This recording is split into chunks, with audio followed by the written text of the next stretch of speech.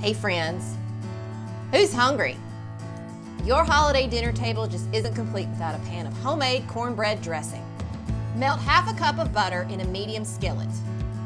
Add 2 cups each of chopped celery and chopped onion. Sauté for 15 minutes until the vegetables are tender. In a large mixing bowl, combine 6 cups of crumbled cornbread with half a cup of breadcrumbs. Pour in 2 cups of chicken broth, then mash the bread and the broth until the mixture is slightly soupy. Mix in 2 raw eggs, then add 2 chopped hard-boiled eggs, the sautéed vegetables, and 1 cup of cooked and shredded chicken.